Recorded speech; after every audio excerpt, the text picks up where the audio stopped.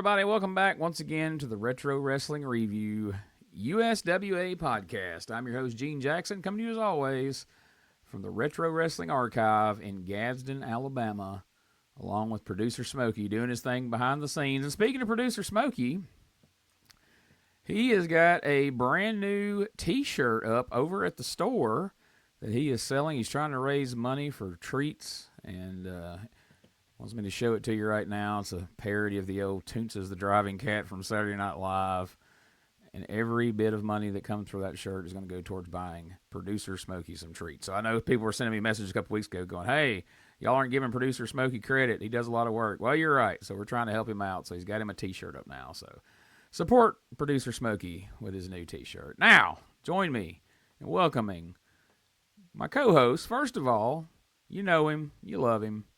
It's Josh Briley from P3 Radio. What's up, Josh? The love part's debatable, Gene, man, but I'll roll with it, dude. I'll take it. How you doing, man? Doing good, man. Doing really good. Last week was a good week for a change. First one I've had since October. Well, let's be honest.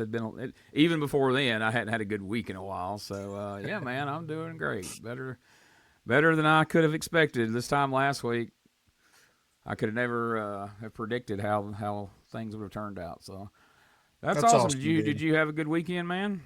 Yeah, didn't get to kind of do what I wanted to do. I had some projects lined up, and I got drafted into service by the wife. But you know how that shit is. But hey, I'll get it done. Good weekend. I'll put it on the list of shit to do next week. Yeah. Here you go. Next weekend, top of the list, big. Have a good weekend. And the wife's like, no, you better put that off to next weekend. We got some shit to do. So, well, better luck next time, man. But we'll see if another person had a good weekend. He's our other co-host. He's the owner, founder, and president of STSPod.club. I feel like I need to start, enunciating and stressing. Richard's intro of you on P3 Radio, so I got to start adding a little bit of spice to it like that. So we're going to say he's the owner, founder, and president of STSPod.club. And he's currently the Jonesboro, Arkansas's favorite resident. Spoiler alert. It's Brian Tramel. Brian, I'm sorry to do my piss poor impression because Josh does it so much better. Oh, it's okay, man. We had too bad we didn't have that microphone going before the mics instead of. Oh man, that was some good conversation. By the way, it's my best friend Gene and my favorite host of P3 Radio, Josh. Hey guys, I'm over here walking in Jonesboro. Did I do okay with that? Walking in Jonesboro. I'm getting buck. I'm brought to you by Jolly Royal Furniture there in Memphis, Tennessee. Rob's going to be here this week. We're headed to Jolly Royal after lunch and reopen his old account. And we're going to Spaghetti Warehouse there in Memphis around 12:30 Central Time. If y'all want to meet us over there, I want to get a lasagna. Speaking of Rob, I just want to show y'all something. This is not completely done because I don't know what the hell I'm doing. My wife has been out of town, so she's going to help me when she gets here. But there's the studio, kind of. There it is. We're going to have somebody. STSPod.club studio. Sitting over there. Somehow, it may not even look like this by the time Rob gets here tomorrow. But it has been a difficult process because I am not the guy that's ever did anything with cameras or anything like that. What you see there is not what you see here. It's weird. It's really weird. Real big shout out quick for Gene. There was two. Now there's only one. I'm the only one that's unemployed now. Congratulations, Gene. I know it was a lot of worry, and I thought about you a lot about that. So we had some personal conversations about it, and I'm so excited you got a job. I've got a couple of bites this week, so I'm excited. Also, the Rip Rogers interview you did is so entertaining, especially if you're a young guy, you want to listen. He's not one of those guys that tells you all the young guys are doing horrible things. He just has some really good tips. And I got a question for you about this. So y'all, I could have looked this up on Google, but maybe you can entertain people here too. What was the Blue Laws? Y'all were talking about the Blue Laws and they couldn't wrestle on Sunday. What was that? Yeah, basically, due to religious beliefs, they didn't allow you to have businesses open on Sunday, have sporting events I due did to not that know being the that. Sabbath. Yeah. Yeah, that was actually laws back then, believe it or not. That is crazy. I figured that was what it was. I didn't look it up. I was like, he just mentioned it, and you did too. And I was like, that is crazy. Also, shout out to Steve Crawford, ICW Yes. podcast on the network. There's something that he said that I wanted to say for us. You know, we had Pez Watley earlier this year on here. I forgot that Pez in ICW was King Pez at one time. He was. I He wonder certainly how was. that felt when he walked backstage and Jerry was back there. Like, wasn't you the one that was King Pez there for a while? So yeah, I forgot all about that, about him actually being the king. Because they ICW give Memphis wrestling hell all the time. So Oh yeah, they were a thorn in their side. Speaking of Steve Crawford and Ray Russell for that episode of Regional Wrestling about ICW, one of the funnest things that come out of that, and this was just a slip of the tongue from Steve, but picturing it driving home last night from Mississippi, when he messed up and said Thunderfoot Patterson, I was like, I would pay to see Thunderfoot Patterson, big black dude in a mask talking about equal rights and shit. I thought it was funny that they could never get Thunderbolt to actually promote the matches. He wanted to always promote civil rights and everything. If he wrestled in the main event, he never put over his opponent. No one even knew what the hell was going on. So, yeah, he was just burying other promotions. At least this promotion will book me. Nobody else will book me because they're racist. Like every promo, apparently. So, anyway, let's get this show going here. We are heading back to August the 3rd, 1991. Earlier in the week, I had to do a little investigating here because I started watching the show that was labeled August the 3rd, and they were talking about, well, our return to the Coliseum and blah, blah, blah. And I'm like, wait a minute.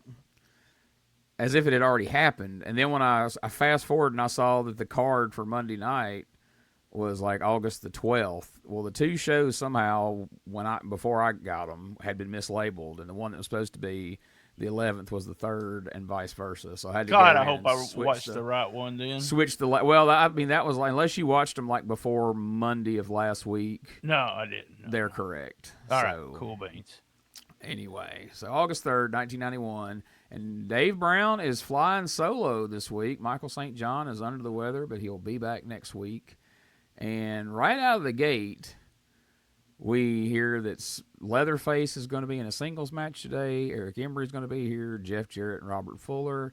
And that damn video you referenced earlier, Walking in Memphis. I hated when this would happen, when they would play a video and then you would see it the next week and probably the following week.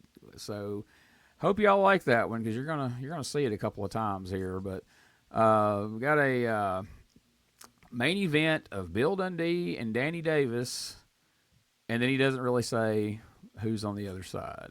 And that seemed kind of odd to me, and then we'll find out why there was no need to mention their opponents. But don't want to spoil that. That's BT's job. So before we go to the first match, they pitch to – or they don't even pitch to it. It just comes on.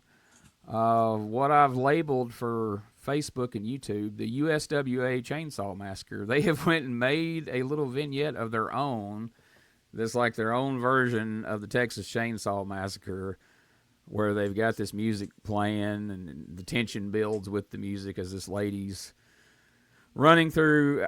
That's probably out behind Jerry Jarrett's house or something, if I had to guess, like all the other great Memphis videos over the years. But I'm not going to include it here because the majority of our listeners do just that. They listen on audio. And so this would be 3 minutes of just odd music playing if you were only listening to it. So if you want to see this video, and you should go out of your way to see this, it's going to be up over on the Facebook, and it's going to be up at the Retro Wrestling Archive YouTube channel. So, Gene, this wasn't from any of the movies. This is something that they made. Yeah, this is something they shot with. That is their Leatherface. Who knows who the hell's under the mask? Because now it seems to be a debate every week on who's under the mask. Every time I post a Leatherface video on Facebook, it turns into a damn argument in the comments of who the hell it is, and I've just stayed out of it now because week to week I have no freaking clue who this is most of the time. So, but yeah, this is definitely one they shot specifically for USWA. So that's fun. You know, I got a note on that about who it is when after we get through with this match. I talked to Tony Myers yesterday. Okay. So he had something, Chainsaw Tony or whatever his gimmick was over there, but he did this gimmick for a long time in Japan. Still plans to go over and do another one, but he said a couple of things about it. So yeah. Okay. So the first match, Leatherface with Tojo Yamamoto taking on TD Steel. And I didn't get a clip of this as we watched, a couple of Leatherface matches recently. So watching this match compared to the other ones we've seen, do you guys agree this is definitely a different one than the one who wrestled Lawler in that first match, and then maybe even different than the one who wrestled Jeff Jarrett last week? I'm not sure.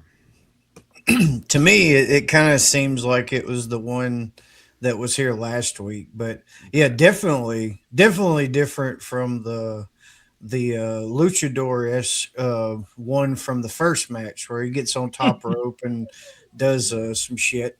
But yeah, still with the realism, just basically punches, bashing him with the forearms, and then he hits him with the stun gun, which every single son of a bitch that he drops on that top rope, it looks like it hurts. It looks real. So they're definitely getting over the realism in this. And that fucking video before this match, when I was 9 years old, dude, I wore this fucking tape out. I loved this shit. It absolutely scared me.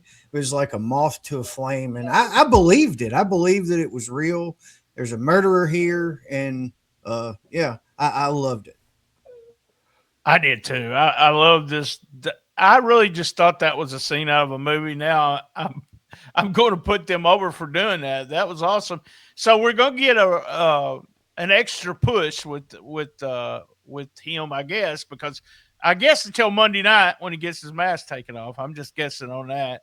But I did call Tony, and Tony says, I said, who was under the mask in 1991? And Tony says, at least 5 people. Is what he told me. Check out with what we've been hearing, yeah. He also said that was all Lawler's gimmick. All that stuff was owned by Lawler. He was just booking the monsters and stuff and letting Embry book everything else. So that was Lawler's gimmick. Did you notice the chainsaw did not turn on this week? Right. I was going to say that. And they did. It's like they heard what you said because they kind of did the angle where they was holding him back from turning it on and everything. He said that one of the guys under the mask, you mentioned this last week, but he said it was Johnny Rotten, but not the Johnny Rotten that was with Sid, but Johnny Rotten who eventually become Johnny Grunge. Oh, okay. All right. Yeah, so I didn't know he had ever been in Memphis. That's interesting. I didn't either. He said one of them was him. So one of Public Enemy, they were Public Enemy, and they were in ECW, WCW, WWF. But he said one of them was him. But Lawler that was all Lawler's gimmicks. So when someone came in, he would just hand them everything and say, all right, wear this. So I guess they did get in trouble for the chainsaw going off, and then they just decided to bring it out but not turn it on. Because he drops it as soon as he slides into the ring, and then he goes to get it, and they're trying to keep him from doing it. So I thought that's the way to do it, because when Leatherface comes through that curtain without a chainsaw, it completely takes me out of it. Yes. Oh, even I if agree, it's not too. Running, Yeah. So, so they've got the chains on him, and Tojo's struggling to keep him under control. But he gets the win over TD Steel, and they get him out of there.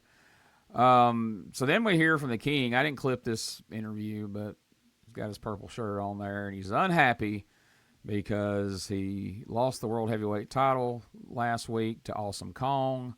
But apparently he can blame this on Leatherface and his Embry and all these guys. So right now we're not even really hardly talking about looking to get the title back from Awesome Kong. All our focus is on Leatherface, and we're going to put Lawler's hair versus Leatherface's mask. And Dave screws up a couple different times, but Lawler's here to correct him the second time he says it, to say that Lawler has never put his hair on the line or never lost his hair before.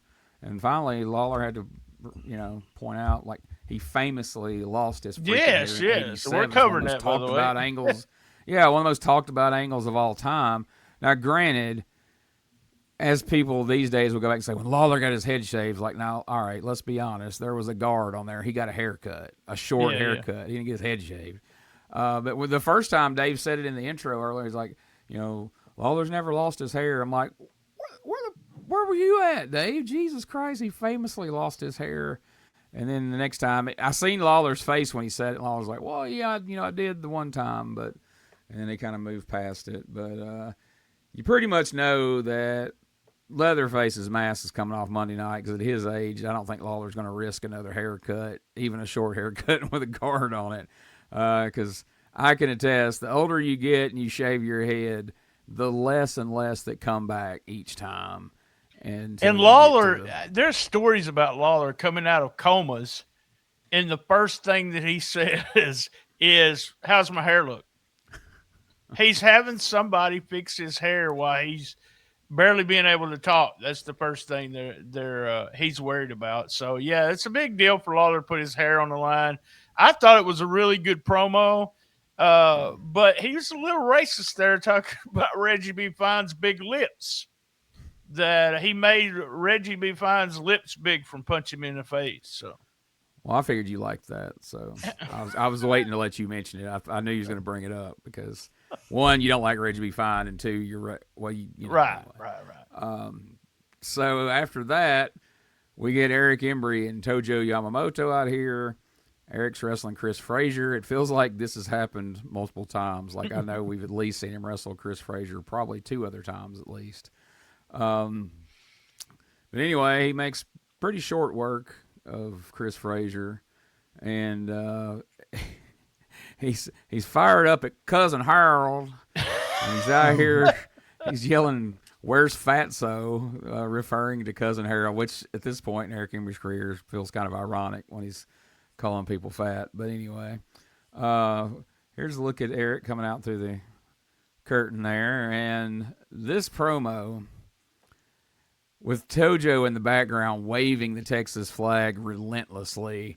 We're actually going to listen to a little bit of this because, I don't know, for some reason, Tojo Yamamoto in a cowboy hat just waving the Texas flag nonstop is endlessly funny to me. I was laughing through this whole promo. Ever since Tojo's walked out in the cowboy hat, first of all, that's just a hilarious sight. And then when he's got the Texas flag, it just doubles. So we need a Tojo T-shirt in that cowboy hat. We might have to. Cowboy with a Texas Tojo flag in the background. Yeah. All right, Smokey, get to work on the design for that, sir. That's a good call there, Brian. So Embry's pretty freaking outraged here. So let's hear what gripes he has towards Cousin Harold. Other ring, the white girl going out behind her, pulls her down. Out for the white girl, starts flying away on her. You look out, dirty white girl. Eric Embry has her, throws her up into the ring. Anthony throws Miss Texas in. White girl, look out, it's Embry with Tony Anthony outside the ring. Cousin Harold comes in. Too late as Pritchard just leveled the dirty white girl.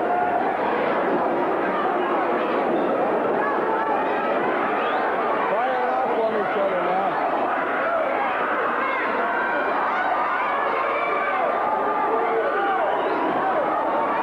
Tony Anthony outside the ring now. With Pritchard, but Cousin Harold says, wait a minute. As Embry had a pair of scissors that he got from Tojo. There goes Embry over the top rope. Embry just yanked the chair out from under me I was sitting in. Oh!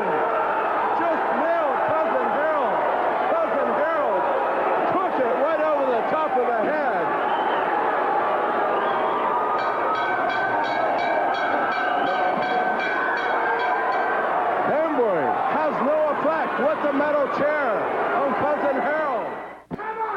Well, he will not leave Eric Embry here at Tojo waving that. Hey, it's real simple. Don't you ever take a commercial and leave me out here again. That's real simple. Jerry Lawler, you're out here running your mouth about you got this, the Leatherface. You ain't gonna do nothing, Lawler. Now, Eddie Martin. Oh, Eddie Martin. Hey, come here, Dave Brown. I'm gonna ask you a couple questions. Just shut up and listen. Let me ask you something. I'm gonna tell you something. Ever since I've been here, man, I have outsmarted, I have outwhooped everybody I've come up against, especially the matchmaker Eddie Martin.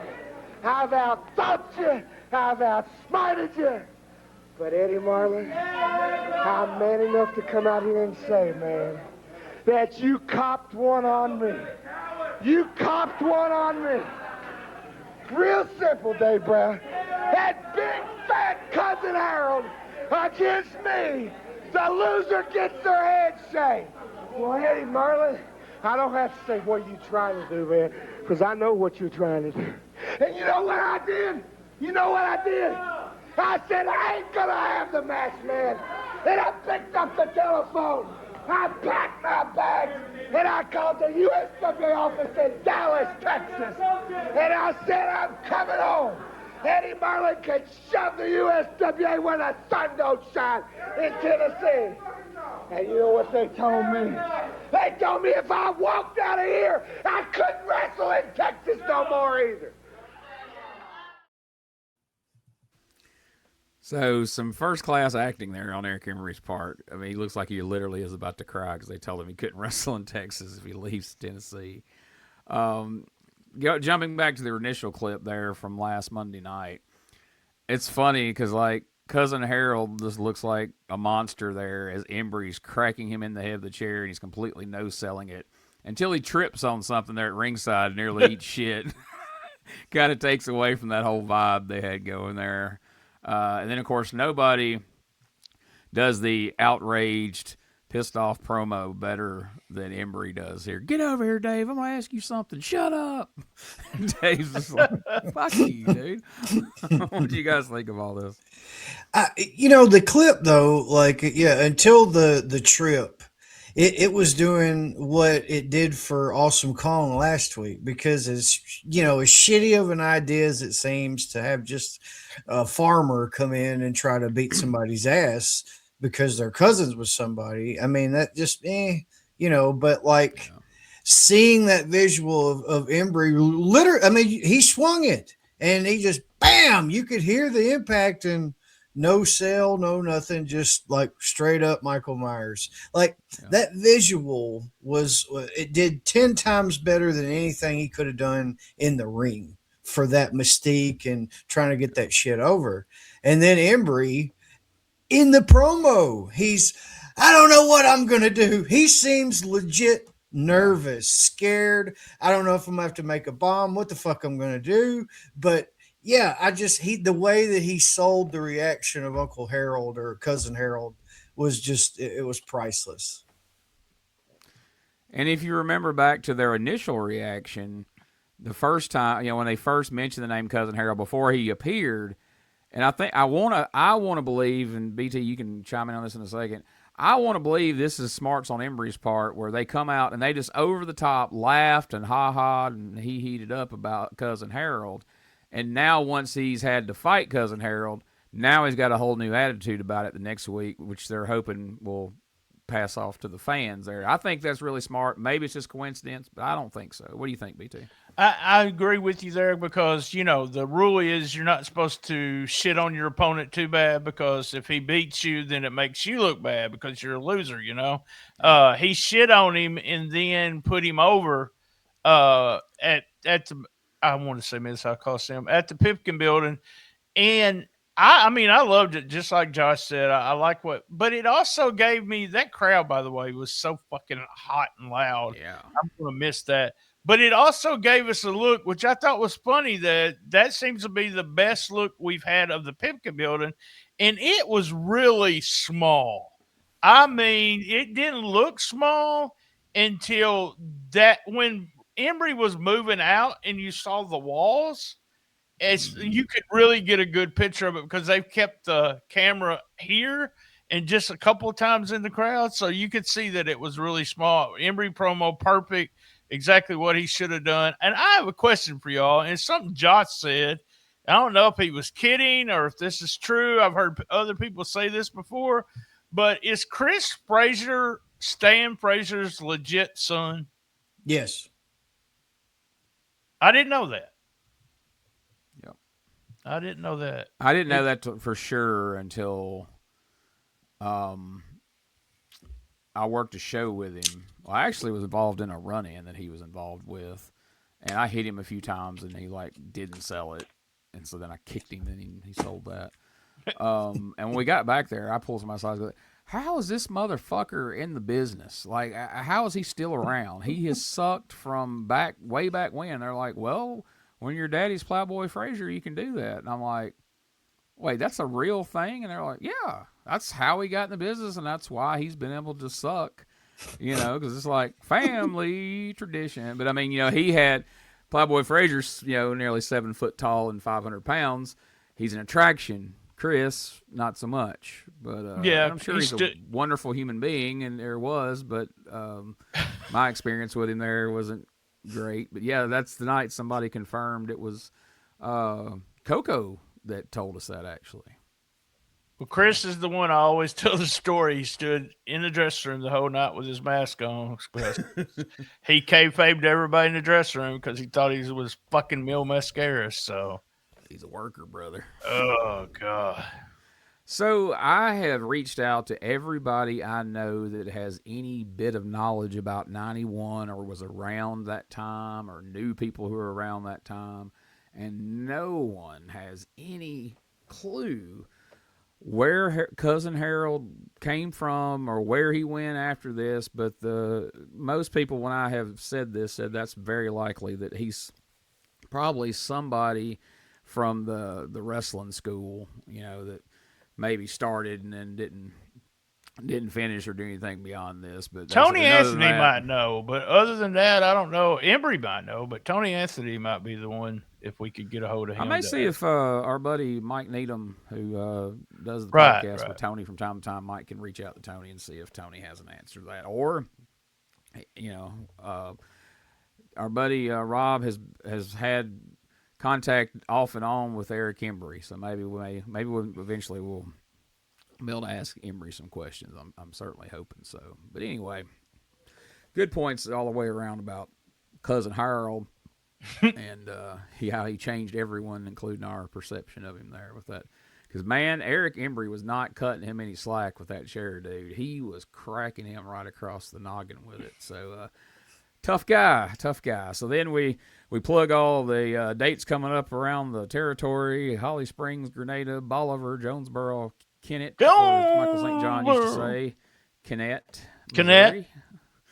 I visited with my parents who are from Kennett, Missouri, and was telling them about that. And my dad's like, yeah, there's anytime, he said, especially Yankees, would say Kennett. So I don't think did Michael St. John originally come from up north? Once he said that, I thought, he doesn't really sound all that Southern. I have no idea, but that is just a weird pronunciation, and no one corrected him either. So, yeah. He finally, somebody smartened him up off camera. Like Dave was decent enough not to correct him on camera, but after he finally got it right. Okay, he finally said it right. And I'm like, yeah, sure. Because there were a couple times if they're both on camera, you could see Dave wince. He'd go, Kennett, Missouri, and Dave's like, oh. Yeah, being a weatherman, he knows how to pronounce every town in the area. So, exactly. So then we get a promo from the Barroom Brawlers, former tag team partners, because now they've split their team. They had that match with Fuller and Jarrett, and we're actually paying it off for once. They beat Sabu and Judge Dredd, and we never really talked about they were split up, but they just kind of faded into obscurity after that. But not forever, apparently, at least for one of them. But anyway, they're talking about how they each have singles matches with Jeff Jarrett and Robert Fuller this week, and if they beat them, they're both loser leave town matches. So this is an interesting concept in theory from a kayfabe perspective because, all right, well, what happens if one barroom brawler beats Robert Fuller, but then Jeff Jarrett beats the other one, and now they've effectively split the team because one of them's had to leave town. Now we're missing a tag team champion. So the Brawlers could throw a monkey wrench into everything here Monday night. We'll find out from BT a little later on if that's how that played out or not. I didn't clip the promo from the Barroom Brawlers as I just haven't heard of it. Maybe I'm wrong. You guys may find them wildly entertaining, either in a good way or a bad way. I just don't really find it entertaining in any way. I'm just like, oh, stop letting these guys talk. But I did get a clip of some stuff with Jarrett and Fuller, and no, it's not the Walking in Memphis video. Thank you, I appreciate it. Let's check this out. And I don't remember. This is kind of a long clip. I may have snuck in a little bit of the Barroom Brawlers in here. I don't remember. Let's see what we got. And here they are, Jeff Jarrett and Robert Fuller headed this way. I'd like to talk to them just before they go up to the ring. They're scheduled today in a tag team match here on USWA Action. Sabu is headed into the ring right now. All right, somebody keep an eye on him. Maybe we get Robert Jeff over here. Robert, welcome in. Walking in Memphis was fun, I got to tell you, Walking with those belts again. We might be walking our last time in Memphis. We don't get ourselves together this upcoming week. Well, we are. I sat down and listened to the Barroom Brawlers, and they told lie after lie after lie, but they had one thing right, and Dave, you hit on it just a little second ago. Yeah, you said one thing right. Me and Robert Fuller are a great team. We've gone through the Brawlers, the Hangman, every team that's been put in front of us. But you guys, yeah, you out here saying that you don't think we can hold our own in single matches? Well, let me just tell you a little bit about the Stud's background. When he first started wrestling, that's what he was. He was a single wrestler, and that's how he made his name. No, he wasn't with a pack of horses. He was by himself. He made himself the name, Tennessee Stud. Leader of the pack. The leader of the pack, yeah. He's had the Stud stable, and he's always led guys. The meanest bunch of guys that ever assembled in wrestling.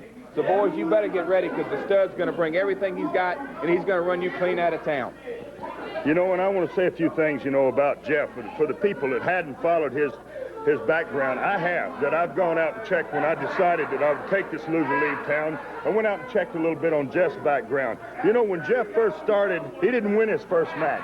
And he probably didn't win his first 15 matches because, it's hard to get a start in this profession as any other. But one thing Jeff did do, 1986, that was his first year in professional wrestling. He won the honors of Rookie of the Year. And I happen to know that there's more guys starting in this business year by year by year. That is one of the hardest titles that you can ever win, Rookie of the Year. 6 months later, Jeff went on to the Cotton Bowl, one of the biggest programs ever put together in professional wrestling, and beat the great Texas star Eric Embry himself right there for the Texas Heavyweight Championship, and then went on to win the Southern title, and then went on to win what I feel is the most prestigious title in the world today, the World Tag Team Championships for the USWA. We are rated number 1, number 2 in your wrestling magazines throughout the whole country as a tag team. As singles, I can tell you this, I came to put this man one time about 2 years ago out of professional wrestling, and I never set in my mind to do anything I didn't get done.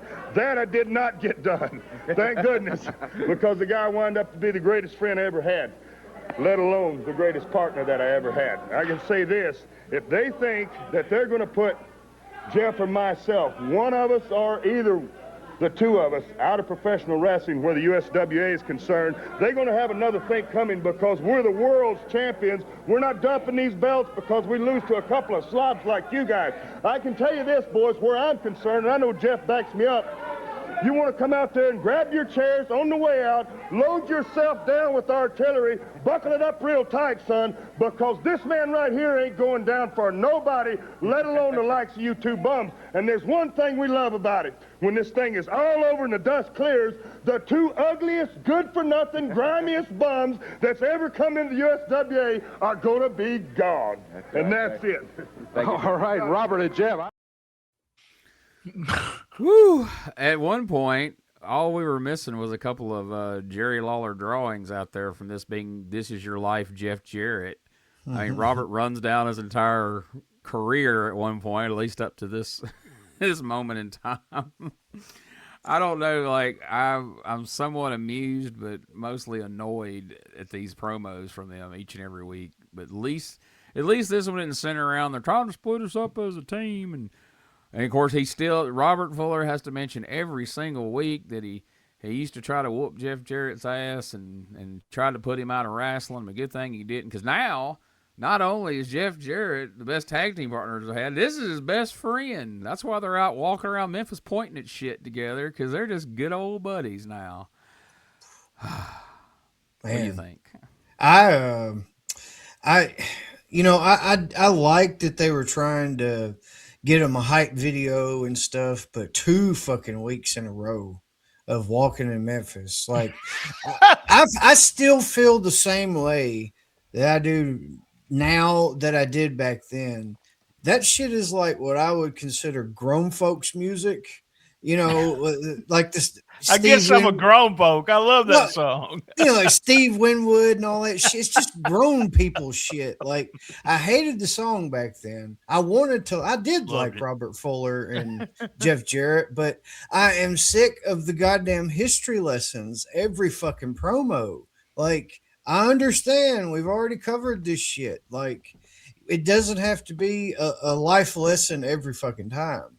You know, like I'm seeing now that, yeah, I do have this thing for nostalgia, and I view it in a certain light. But when you inspect the shit out of it and analyze it, you might feel about it differently. I'm kind of suffering from that right now.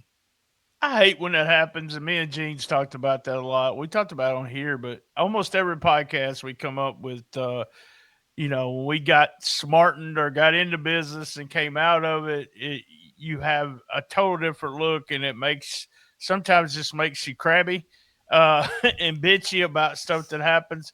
You know what bothered me about all of this? And this was because it said Brawler number 1 and Brawler number 2.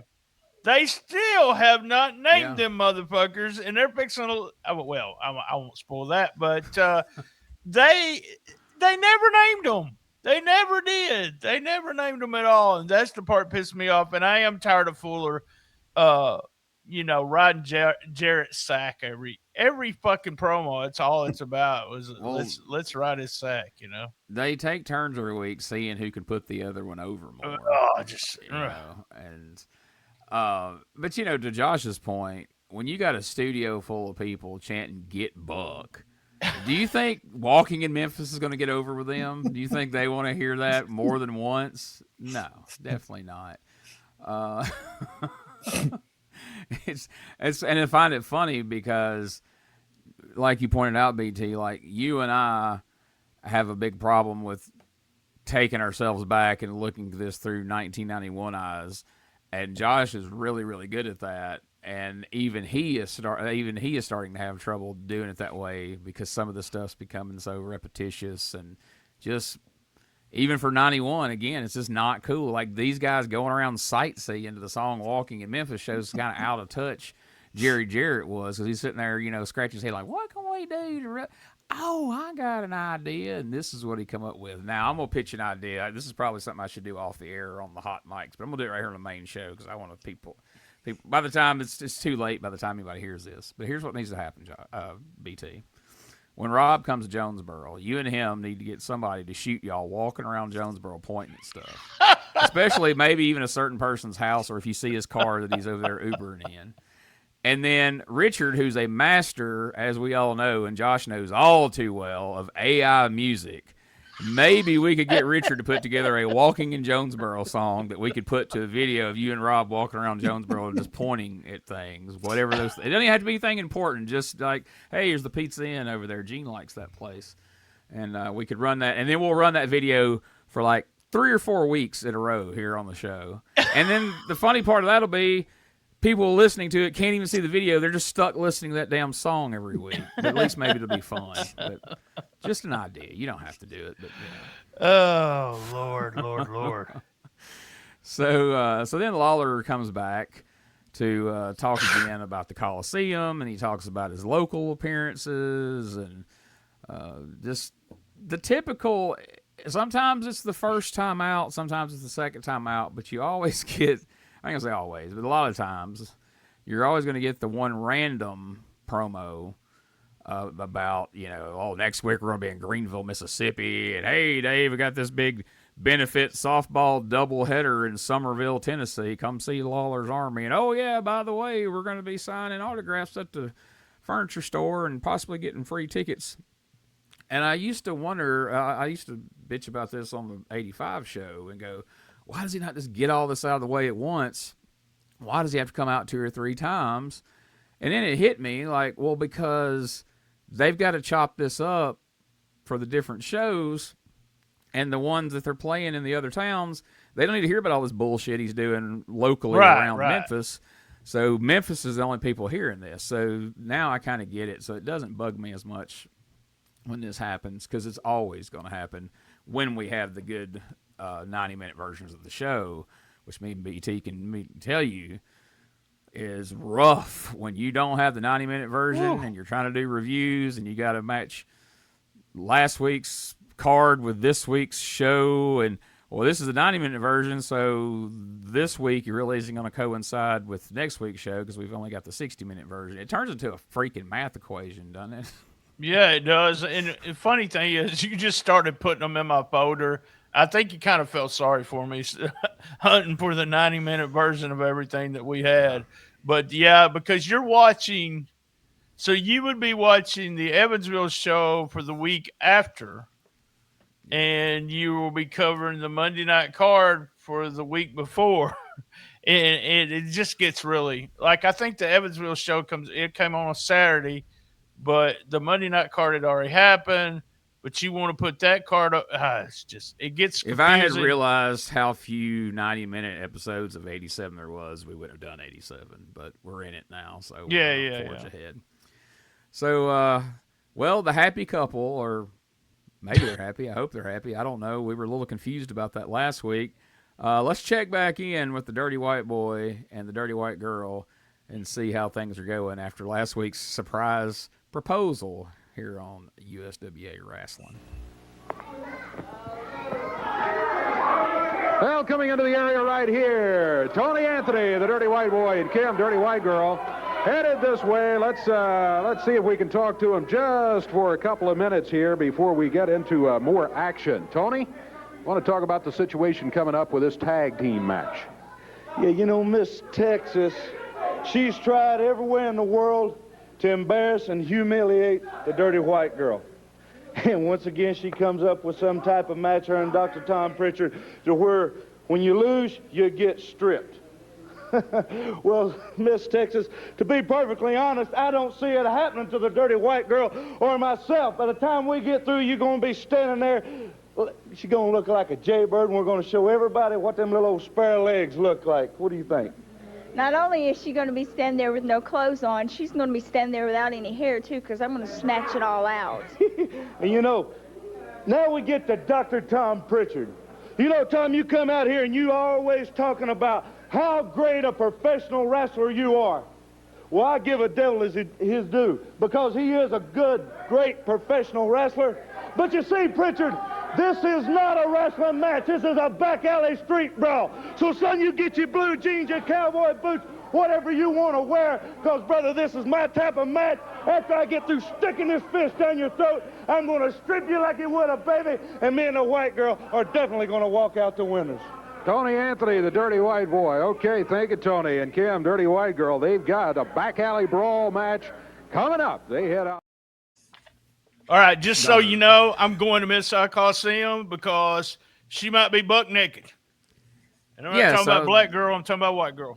That puts us in a weird spot here because in a normal match, you're going to cheer for if you're a fan of the Dirty White Boy and Dirty White Girl, as you're supposed to be, you're going to cheer for them. You're going to want to see them win. But in this scenario where the loser gets stripped naked, you're like, God, I hope she loses tonight. You're rooting against the home team, which is kind of counterproductive. But Dirty White Boy's out here in his Canadian tuxedo. He's ready for this big back alley street brawl, and it kind of turns things around when this is the scenario.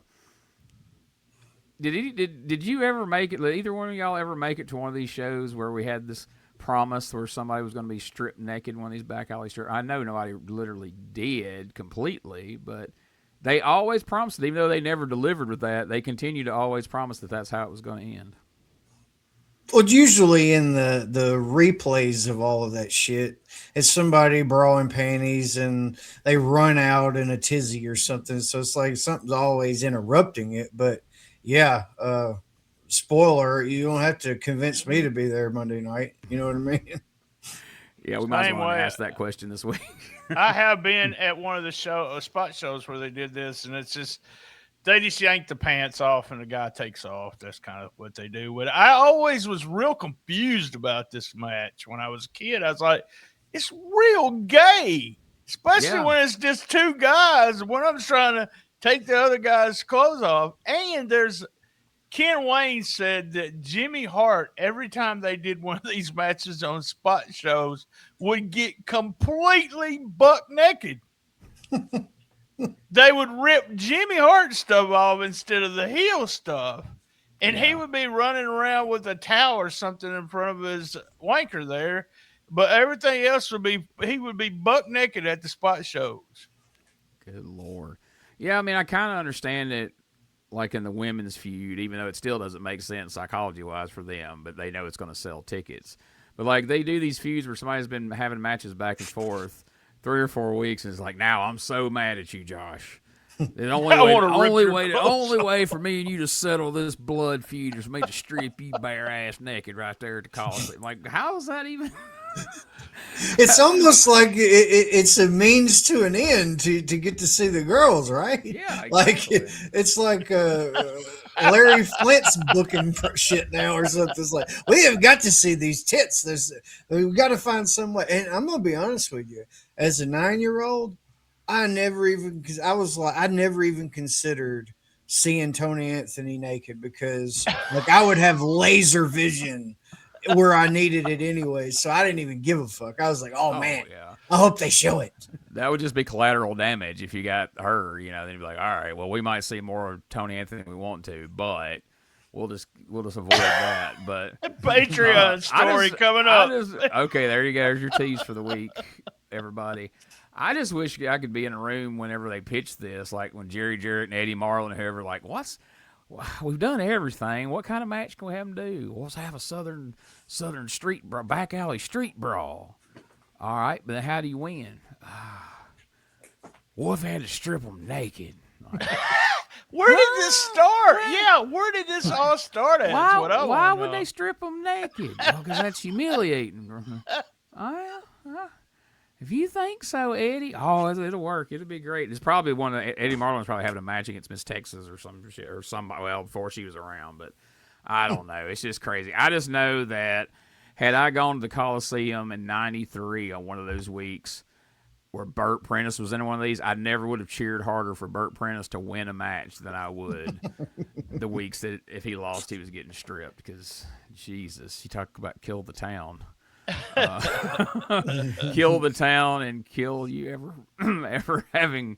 Anyway, all right, up next, when we heard the card earlier, which we haven't discussed it here, but the brand new unified world heavyweight champion Awesome Kong was scheduled to wrestle a guy named Samson who was coming in to challenge for the title.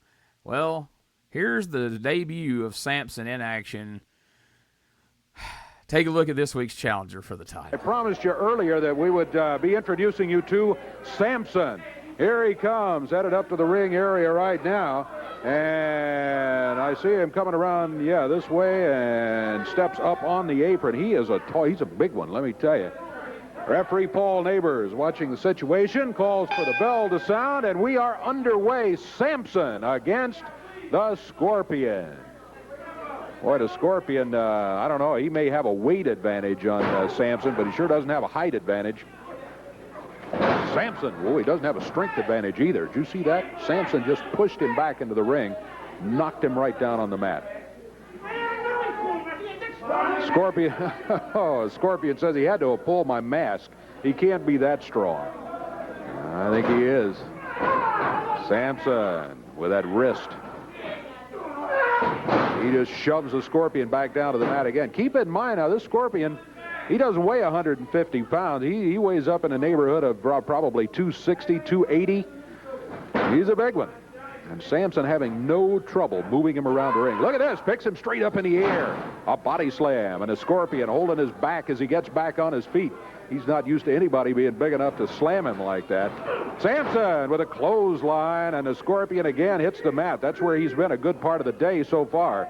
On the mat. Sampson with a forearm. Has the Scorpion back on the ropes, whips him across the way, catches him with the upper arm coming off of there, and a Scorpion perplexed, can't figure out what's happening here. Sampson again sends him into the ropes. Oh my goodness, he grabs him. Hey, he had to give it up. Sampson able to get a submission hold as he grabbed the Scorpion coming off those ropes. And a Scorpion, as he put the squeeze on, the Scorpion immediately yelled, "Yeah, I give it up, I give it up." And Sampson. Okay, so the guy's not awful by Memphis standards, but he certainly, if I'm watching him, I'm not thinking, boy, this guy ought to go straight to the top and get a world heavyweight title shot. Now, granted, this week was super busy. I didn't have time to do my usual due diligence to find out who this guy is, but the little bit of digging I did get a chance to do, I didn't come up with anything. You guys any idea who this guy is and where he came from or where he went? Yeah, I know where he came from. So Jerry Lawler's neck doctor got with Rob Zakowski, and they started the Professional Wrestlers School of Charisma and Facials, and this was their first dropout. Like, it was fucking horrible. Horrible. I've had aunts at fucking Christmas at the table with more charisma than that motherfucker. He had zero facials. Zero. He didn't register nothing. It was like somebody found him on a construction site, because if you notice, his goddamn legs were whiter than, Casper the Friendly Ghost, but his upper body was tan. So they got him from a construction site or some shit because they liked his size and his mullet, and they put him in there. Like, awful. Yeah, I mean, there's, like I said, he's not the worst I've ever seen. Like, he's one of these guys like, all right, well, this is going to be some dude that's going to wrestle in first and second matches of the card for 2 or 3 weeks, and then he'll fade off into obscurity. But I got to say something. Kudos. You had me hook, line, and sinker. Like, I leaned in and thought, I'm supposed to learn some shit right here. Like, Uncle Danny must have smartened him up who this guy was. And you had me all the way until you dropped the line about School of Charisma. And then I was like, oh, my God. Damn it. He got me. Well played, sir. Well played. I thought so, too. I was like, damn. He knows who it is? And I was like, damn, Josh got it. But, yeah, not impressed with this guy. I was impressed with his size. Don't get me wrong. If if that was Vince McMahon, Vince would have been jacking off to a guy that size and using that the bear hug, which I have no problem with that. It's a move that no one uses, especially during this time, where everybody's using the DDT. But I like him using that move. But what puts him in the world, title picture? Yeah. What? Look at him! Look at him! we should have got there quicker. Like Scorpion should have charged him, clothesline, bear hug, over. Right. And at least we might have had some, okay, wow. Maybe we would have thought, more of him going into this title match, but 2 minutes of that felt like 30 of just nothing of, look at me, I'm strong, But he looked like he was embarrassed to be out there in that shit. He did. You're right. He looked Sure embarrassed. was. He may have just been, scared. You just don't know. Well, you talked about Lawler handing people the Leatherface thing. I feel like they found this muscle dude, like you said, on a job site somewhere, Josh. And somebody's like, hey, we can get you in the ring. And he shows up, and they're like, here, put this on. He's like, what? And they're like, yeah, you're going to be Samson. Put this on. He's like, no, man, I got to go. And like, no, don't you leave. It'll be fine. And then, yeah, he had a look on his face like, I hope my mom's not watching this. He said, Indian moccasins are where I draw the line. But I ain't got no extra boots, so I wear them. Like, what was that? I mean, can I wear one of these monster masks or something? Y'all ain't got Jason or Freddy or something? They're like, no, we did that already. It didn't work. So here we go. BT's favorite point of the show. We gave you a reprieve last week, but we got to watch a little bit of this. Let's hear from Reggie B. Fine, speaking on behalf of the heavyweight champion. He's even got the belt because, he's got all the gold now. This is all we need to see right here. Reggie B. Fine. Reggie is carrying the world title. Got the fur coat. Got all the gold back on.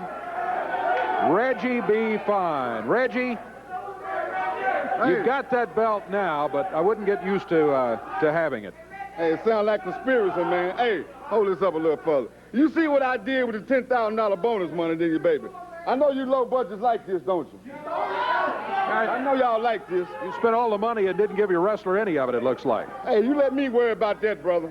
You let me worry about that. Only thing I got to say, hey, it's going to be a long time before the king see this again, baby. You know what I mean? It's going to go right up on my shelf with all the rest of the gold I got. You see, I still got all my gold. I see that. I see it. Awesome Kong beat Lawler like a dog, man. But you know what? I'm going to give the devil his due. Lawler put up a good fight. My man here was bruised up a little bit. He cheated, hit them all in the face, and jumping up when his back was turning, all of those stuff. But I will give the devil his due. Lawler is a nice wrestler. You know what I mean? He's a good top 10 wrestler. But he'll never get another shot at this, baby. Never. You're not going to give him a return? He will never get a return. Now, we got some punk. I just seen him up in the ring. What's his name? Samson? Samson. Yeah, Samson. Now, he's pretty. He looks nice. He got a nice bite on him. But you know what? I remember a little fairy tale about 20,000 years ago, something. I don't know. I don't remember. But you remember that old fairy tale with Samson and Dolores, right? Samson and Delilah, I think it was. Well, Denise, Delilah, whoever she was, the bimbo, you seen what the bimbo did to the boy, right? But when he get in the ring with Awesome Kong, it's going to be the same flavor, baby. Because Awesome Kong going to grab that boy in the back of his head and snatch every hair out of it. He going to go down like a punk. 1, 2, 3. We're going to beat him, and we're going to beat each and every one of our opponents we get in this ring with. And there's one more thing I want to say while I'm thinking about it, man. Last week, before that match started, man, that no good punk Jerry Lawler took one of my gold watches, man. Oh, come on. Wait a minute, man. Hey, he took one of my gold watches and threw it to some low-budget redneck buckwheat was sitting out in the crowd. He just don't know. I called my lawyer. Come Monday morning, Jerry Lawler, somebody going to be knocking on your door, boy. And they're going to be the sheriff department issuing you a summons to get my gold Rolex back, man. Well, we'll see about that. And I tell you another thing we'll see about.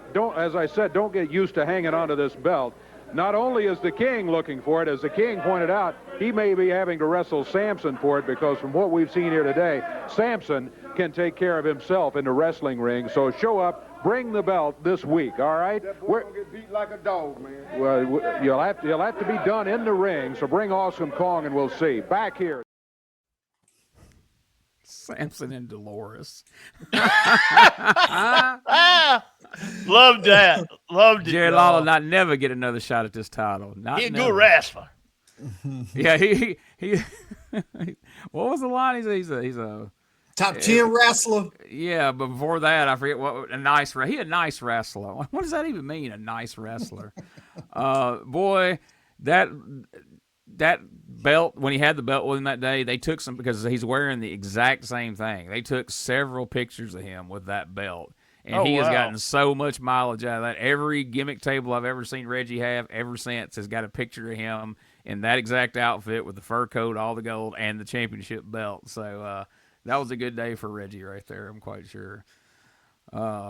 Samson and Dolores. How can you not like that guy? Come on, BT. That's pure entertainment right there. This promo was very entertaining. I love the fur coat. I thought it was funny. This is a Bible story, right? Am I wrong here? And he said fairy tale.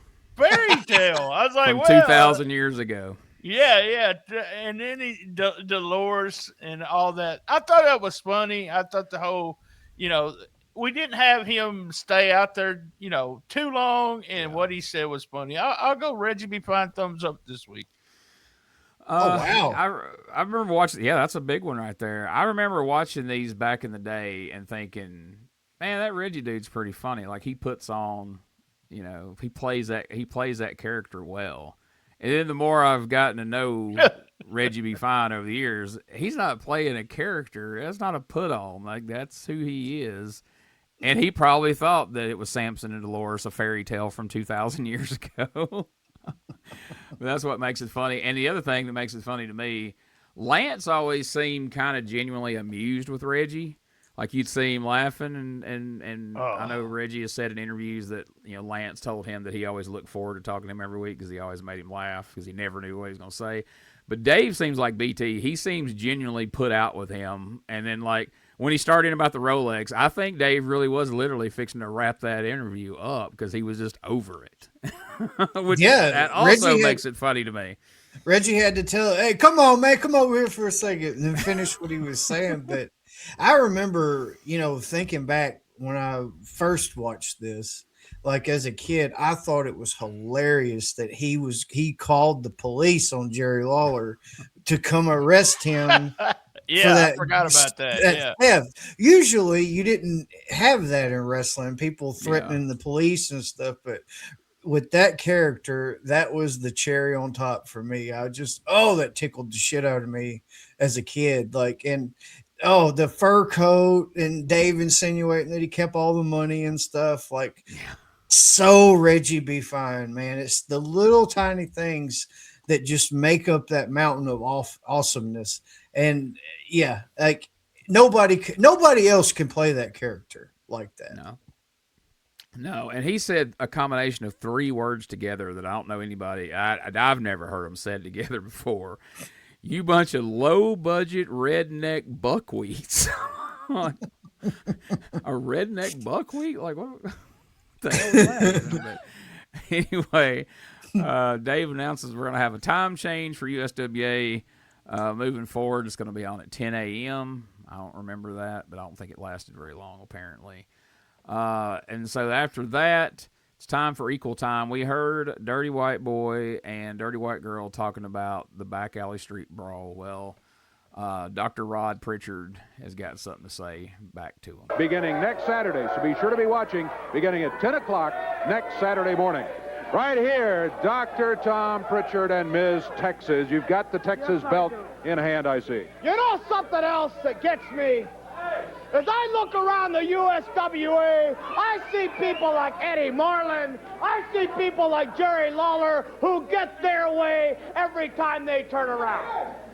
But you see, Monday night, for all these people who think that the Dirty White Girl is so fine looking, and they have fantasies in their mind about her and wonder what she'd look like with nothing on at all. For all you people that think she's so hot, I got news for you. That little bird-legged, spindly-legged, big-nosed, hog-faced little girl is going to be completely stripped down Monday night at the Coliseum, where all you perverts can get your looks and can get your jolly. Because I'll tell you this, Monday night, The losing team is going to be the man, is going to be the woman that's going to be stripped completely. And I can tell you this, in the Coliseum, what a better way to do it, Miss Texas. What a better way to show everybody exactly what that ugly, bird-leg, disgusting little girl looks like when you tear off her entire clothes. What do you think? Well, let me tell you something. Dirty white girl, Monday night, the loser get their clothes ripped off. I'm going to show you a little bony tail something that you don't mess with Miss Texas. Because the only thing big on your body is that big nose. That's right, and we're going to show everybody, if you want to see what this dirty white girl looks like with all her clothes torn off. For all you guys, bring your cameras, because this is going to be your chance. Me and Miss Texas are doing it all. Dr. Tom Pritchard and Miss Texas back here with tag team action. The superstar, the Nightmare, in just a moment.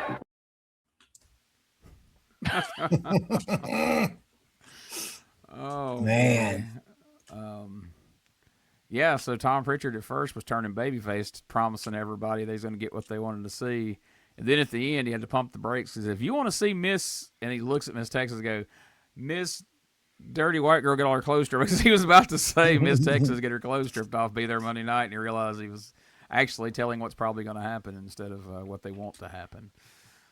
Yeah, but boy. as a kid, I figured out really quickly, old doctor was right on that first instinct, because did you see when they were walking up to the camera and they got the shot panned at a certain, like, it fixated at a certain one. And as soon as Miss Texas starts walking and them hams start doing this on the back, they immediately panned out just so they could keep a focus on that. And that hypnotized me as a kid. I was like, oh my God. Yeah. Either one would be fine. I was going to say, you can't lose in this situation. Like, this is a ticket seller either way, which I think they're probably smart enough to know that as well. So, yeah, because you're getting over with everybody at that point. There's just some perversion there, too, with Tom saying, okay, we're going to rip everybody's clothes off. Bring your camera. Yeah. It's like, yeah, that's... All you perverts out there, bring your... I love it. That's such a heel thing. That's a Saturday night right here at the Tramel household. So, we strip off clothes and we have everyone bring their phones and stuff. But you have to beat somebody up, and it's almost like they're trying to rape them. I don't know, man. This whole deal ripping people's clothes off was always so strange for me. So as clearly and bluntly as Pritchard put it, I almost feel like Eric Embry pulled him aside and goes, hey, man, make sure these people understand that they going to see some nakedness down there Monday night. And bring their camera. Take a picture of it. I don't give a shit. As long as you buy a ticket, you can video that shit. I don't care. All right. I'll make it very clear. And if you notice, this is now both Tom Pritchard and Eric Embry have both blatantly referred to Dirty White Girl as having a hog face. What a weird term, but they both have called her that. Like, I almost wonder if that's like some kind of rib or something. Like, it's such a weird thing to say, especially about her, and now they've both said it in promos, or maybe he just heard Embry say it and thought it was funny. I don't know, but as soon as he said that, I was like, what is with the freaking hog face references here? That's pretty rough. But boy, he was in full on Rowdy Roddy mode here. My goodness. Oh yeah. And I've been hearing some other podcasts from this era that I've been listening to on some of my road trips, seeing if I can get some insight on some things. And it was a topic everywhere, and the dirt sheets and everything. Like, it was much it wasn't just us. It was much talked about by everyone about just exactly how Tom Pritchard was just flat out doing this Roddy Piper impression. And somewhere, I can't remember where, I came across where someone asked Roddy Piper in an interview, had he seen it and what he thought about it. And he said, no, I haven't seen it, but good for him. I like that kid, was his quote. So I thought, well, that's nice that he wasn't mad about it or whatever. Well, wouldn't they have been working in L.A. around the same time? So maybe in that's Portland, probably. Yeah. I don't think Piper was literally working much in Portland then, but they said he would be there hanging out even after he had left, because he lived in Portland. So if he was home, he would drop in. So yeah, I'm sure he had been around Pritchard quite a bit. And so, and of course, Bruce has talked about on his podcast. Didn't he own a business, him and Lynn Denton or something? Yeah, I think that was like around 89, 90. They opened Piper's Pit transmission shop, and Lynn ran it for him. So, which is just funny to think of. Like, boy, if reality TV had been a thing back then, I mean, if they could have made a TV show about Piper and Lynn Denton running a transmission shop together. Can you imagine coming in there? Yeah, like, what are you going to do? The goddamn grappler will beat the fuck out of you. They're out there arguing with the grappler, and all of a sudden bagpipe music starts playing, and here comes Piper. Ah! No, he says, I need to see your manager. Well, I can do that for you real quick. And he does a snap. You hear the fucking bagpipe. First, he gets to speak to the assistant manager. He turns his back, slips a grappler mask on, and turns around, starts cutting a promo. I'm thinking, no, I want to see the owner. Oh, yeah, you've really messed up. So this is a classic example. I've always used the example over the years that I thought that Bill Dundee and Jerry Lawler was two of the best promos and two of the most versatile people in the world of wrestling, because I'd always say Jerry Lawler and Bill Dundee could walk out for a promo together, side by side, best friends, and in the course of one promo, they could have you believing they hated each other and they wanted to kill each other, and you got to go see what's going to happen when they wrestle. Well, here's a great example of that, except it's not Bill Dundee and Jerry Lawler. It's Bill Dundee and Nightmare Danny Davis. Check this out. This is, I mean, absolute classic Memphis television here, where you watch an angle develop and unfold right in front of your eyes. Watch this. Hey, Davis, got a match partners with Bill Dundee here today, but I wanted to give you a chance to say a word or two before you get into the action. You know, Dave, it's always a pleasure to come out here and talk to you and all the fine fans. And before Bill and I get into our tag match, I'd like to talk about this week's upcoming title defense, because, you know, for the past several months, this belt has meant a lot to me. It's meant a lot to the fans, because I've been a people's champion. Every time I step into the ring, I always try to do the right thing. I always tell the little Nightmare fans, say no to drugs, don't smoke, don't drink, always do what your parents ask you and do the right thing. So, you know, as a champion, you have to accept your challenges from near and far. Now, if a champion could pick his own opponent, that would be easy. I would have nothing but easy wrestling matches, but you know, that's just not the way it is. The promotion has seen fit to book my good friend, my traveling companion, superstar Bill Dundee, in a match against me for this title. And one thing I like about this is it's going to be a scientific match. It's going to be a wrestling match. If the fans come to see a fight, well, you're not going to see a fight, because Bill and I are friends. We've been friends for a number of years. And I know that when I step into that ring, I'm not going to have to worry about Bill using a fist on me. I'm not going to worry about Bill having to pull my hair, you know, like you do with other opponents. That's one thing I respect about Bill Dundee, is that he, in his own right, he is a fantastic man, a good Danny, and a good friend. Hey, brother, let's not sugarcoat this thing no more, man. What? Yeah, come on. I don't know if you're trying to zoom me or the people here. We're talking about a belt, the light heavyweight championship of the world, and you got it, and I'd like to have it. So, brother, Dan, come on. No. I know you want this belt, and I know that all the years that you've wrestled in this area, you've held every major championship that this promotion has to offer except one. The one that you have not held is this title. Now, okay, the promotion saw fit to put us in a match together, but we're friends. Yeah? We are friends. Well, let me ask you this. This may take a day or two to sink after this week. I hope we're friends 3 or 4 days after this match takes place. Just think about that for a little while. Now, just listen to me, Dan. Short of throwing fire at you, short of bringing powder into the ring, or hitting you with a chain, I'm not going to do none of them things, and I don't think you are either. No. But, brother, you're going to do everything in your power to hang on to this, and I'm going to do everything in my power to take it. Did you have to do that? We're pals, Danny. Yeah, that's right. We are pals, but you don't have to do that. Yeah, and you're right. I'm not going to throw fire at you. I'm not going to pull your hair. I'm not going to pull a chain out. I'm going to go out there, and I'm going to wrestle you just like friends would wrestle. I'm not going to go out, and I'm not going to take advantage of anything. Yeah, that's just the way I am. No. You're not zooming me down. We are pals, and like I said, 3 or 4 days after this is all over and it's sunk in what's happened in the end of it, see we're So still what you're friends. saying? So what you're saying is you're going to do everything possible to take this belt away from me. Yeah, and you're going to do everything you know to keep it. Come on, brother. You didn't get it at no Sunday school picnic. No, I didn't get it at no Sunday school picnic. But the only reason I wear this belt is because these good people out here put their faith and support in me, and I've always been a people's champion. And I'm going to tell you something. Oh, yeah. No, I'm going to tell you something. Well. Since you want to come out here and to tell the truth, you want to tell the truth. Well, maybe you're right. Maybe I will do everything in my power to keep this title because this title means a lot to me and it means a lot to these fans. So I'll tell you what, since you want to tell the truth, Bill Dundee, you get on my nerves a little bit. You know why? No, you know why?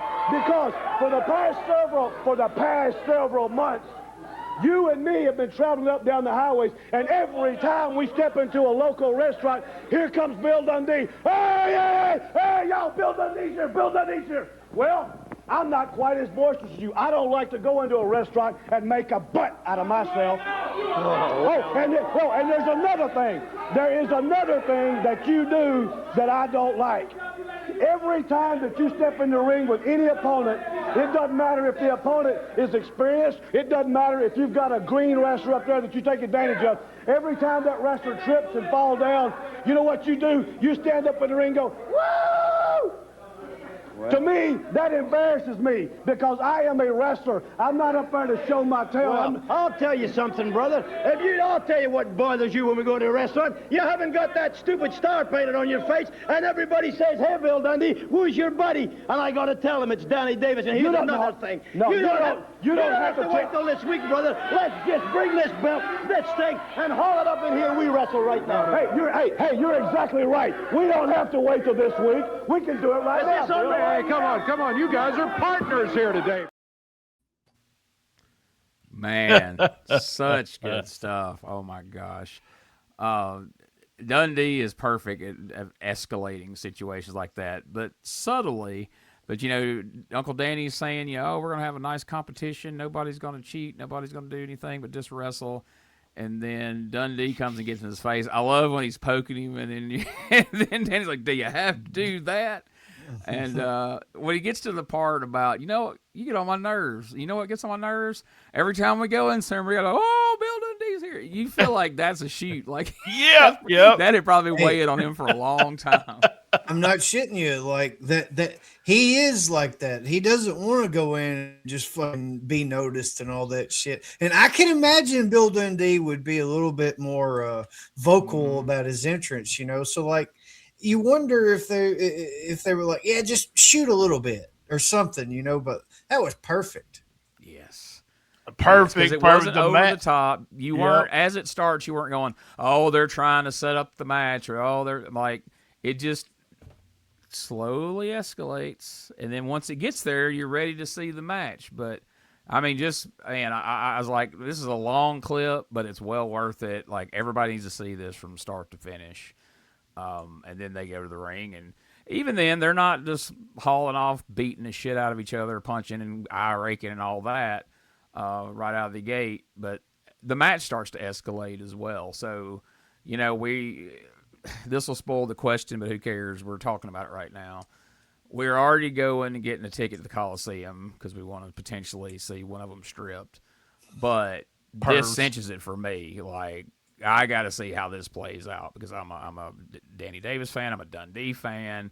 They've been partners. And we know in the past, no matter what's gone on in the recent past, Dundee will get down and dirty and do anything to win a title. So, man, just such great stuff here. And I'm so much more invested in the light heavyweight title match than seeing Awesome Kong versus freaking Samson.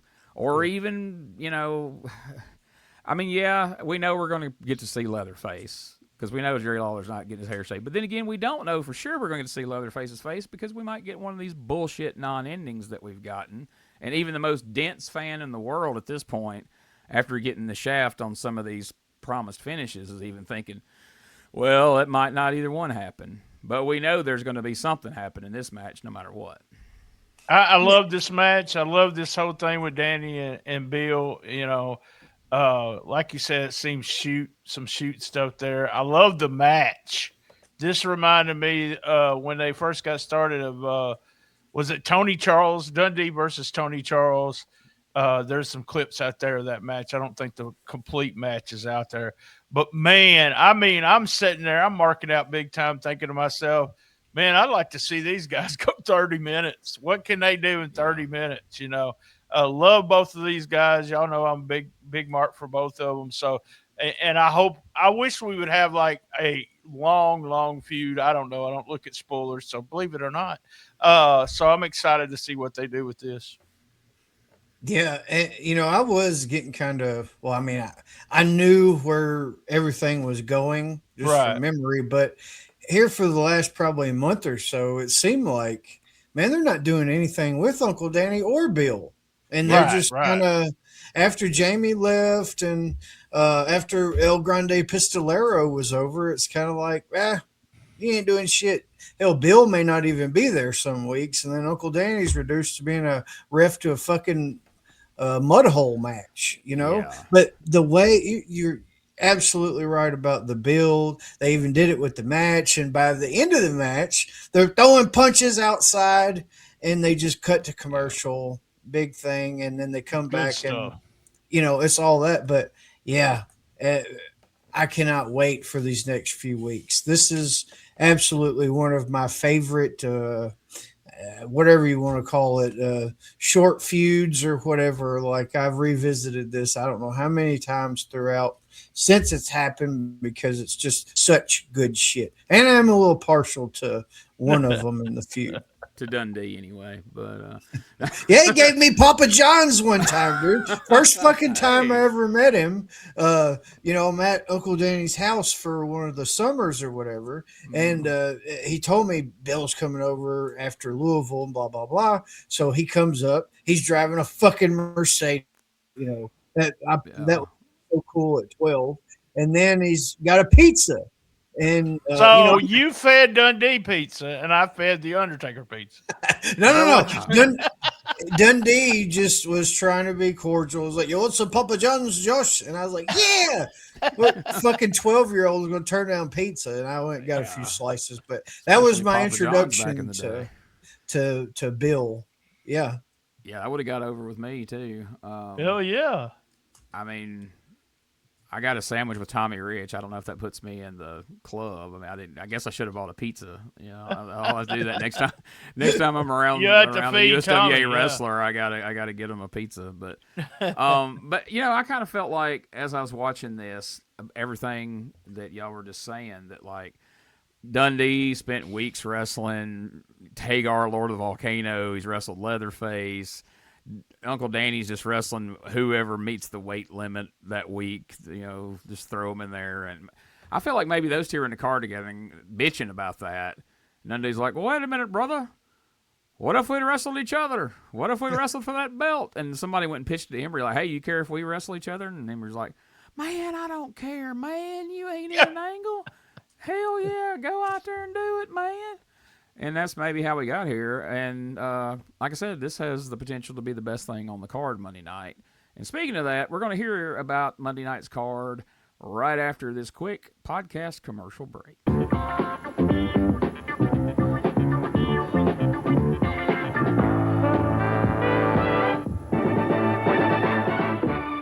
Hey guys, Ray Russell here. Lots of new stuff happening here at WrestleCopia. If you haven't checked out our website at WrestleCopia.com, it's a great way to keep up with the latest episodes of all of your favorite Copia programming, from the Wrestling Memory Grenade to Regional Wrestling with the Territory Talk, the Wrestling Stoop with the legendary Bob Roop, and of course all of those programs also available at your favorite podcast streaming platforms. And if you want to stay up to date with everything going on in the Copia world, all the latest news, random thoughts, fun videos, pictures, and more, make sure to join the more than 33,000 followers over at Facebook.com/Wrestling Grenade. Don't be left out. And last but definitely not least, it's what keeps the entire machine going. I'm talking about Patreon.com/WrestleCopia. We appreciate your support in helping us pay the bills to keep the WrestleCopia Podcast Network running and enabling us to continue to bring you all the quality programming that we offer. The Retro Wrestling Review. WCW Podcast is a bi-weekly podcast where Gene Jackson and Bob Anderson go back and watch all the WCW pay-per-views and Clash of the Champions events starting in 1989. Listen in on your favorite podcast platform or watch along with the guys over at patreon.com/Retro Wrestling Archive.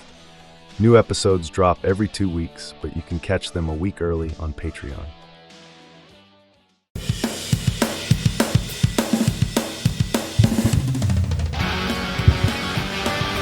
Tired of the same boring wrestling podcast? Need something with attitude, chaos, and maybe just a little cussing?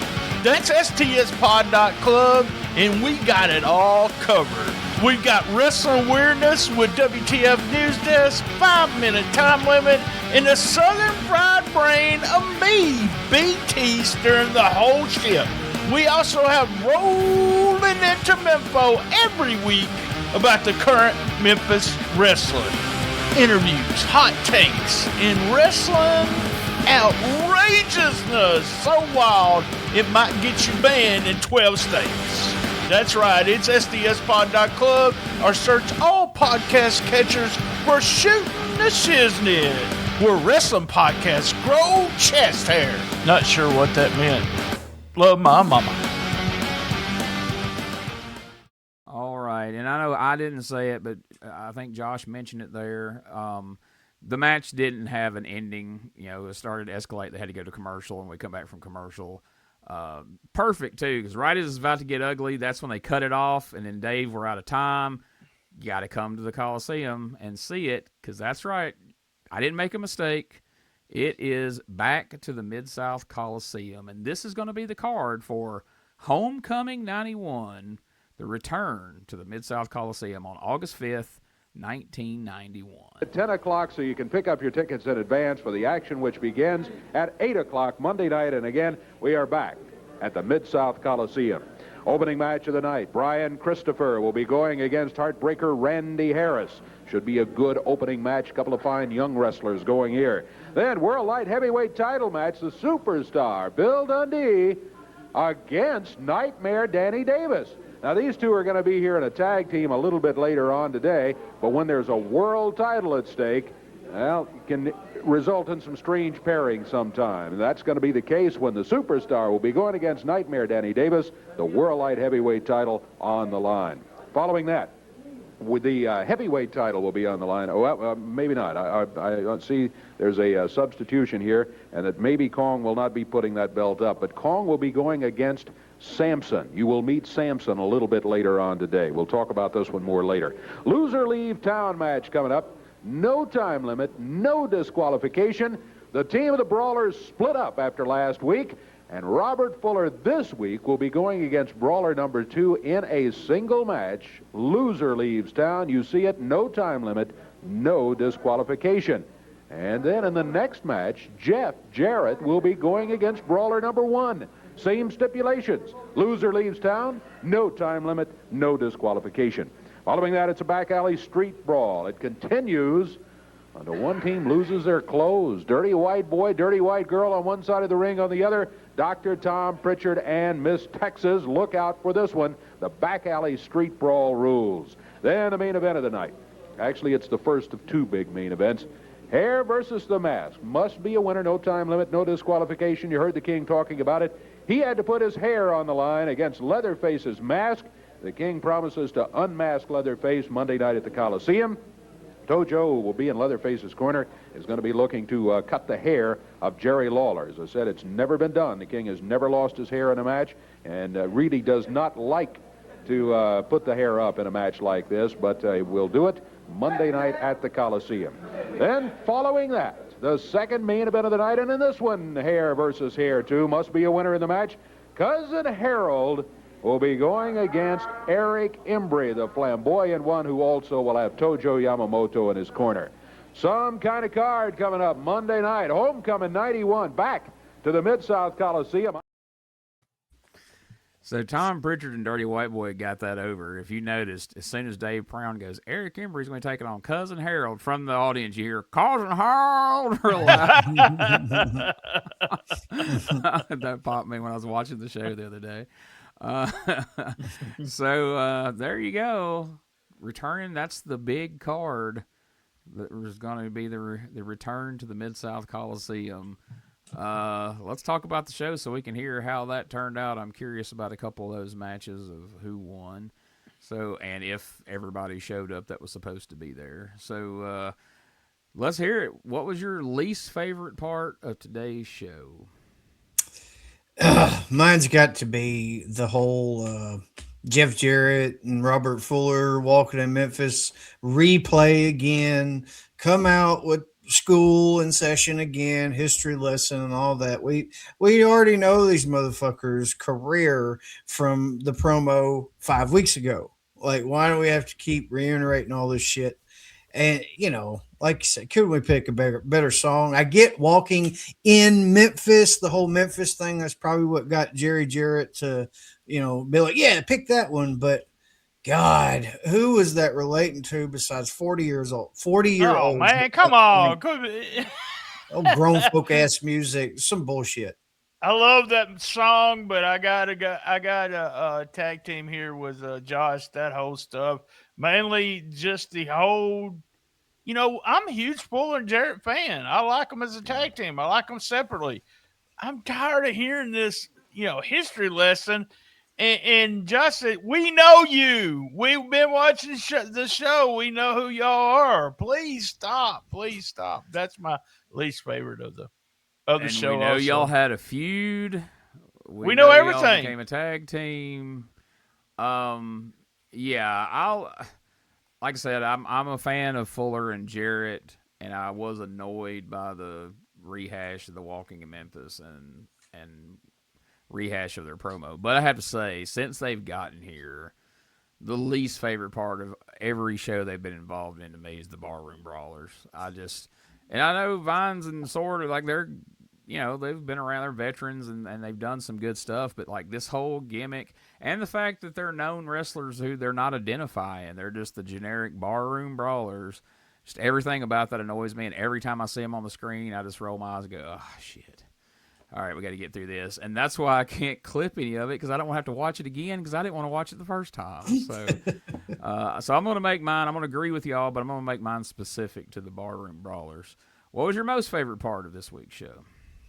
Got to be a two-parter on this one. We got the mini movie, the Leatherface one, and then, you know, the whole Leatherface match and them really putting the chainsaw over at the end. Like, he's trying to get to, he's trying to, and, you know, that may be the remedy for not being able to crank it up in the studio, is the illusion of him trying. And Embry and Pritchard both had to come pull him back because he knocked Tojo down. He's getting wilder. I love the whole thing. And I'm just going to leave a little teaser on this part one. This whole Lawler and Leatherface thing directly led to my first wrestling dream that I had as a kid. First wrestling dream ever.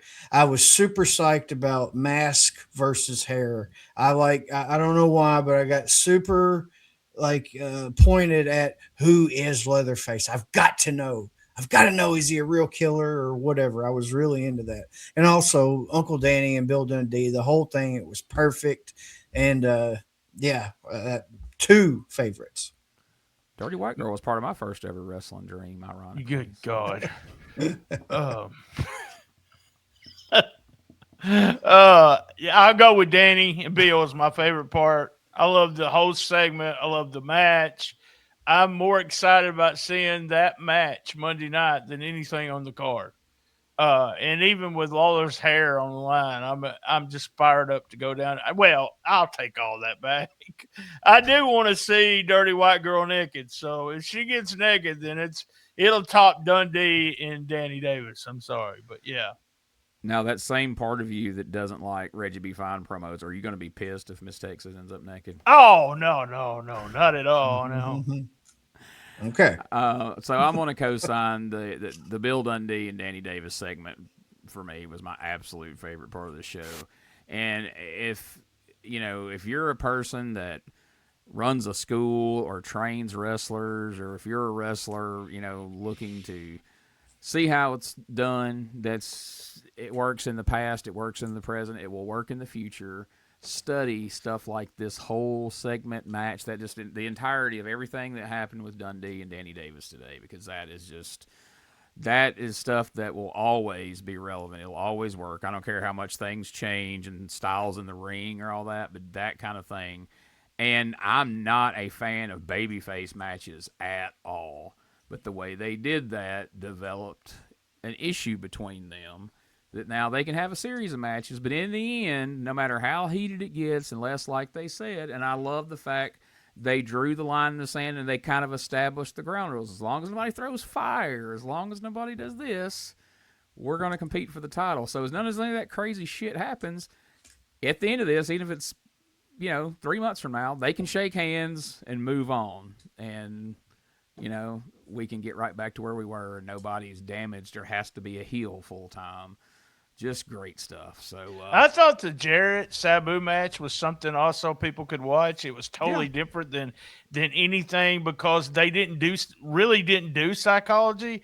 They just did move for move kind of thing, and Jarrett was really good in that match. But those two guys, the way they work hold for hold, honestly, there's not a lot of guys on the indies that can do that kind of stuff now. And if they could, though, they could get the crowds into it, especially when somebody punches the other guy.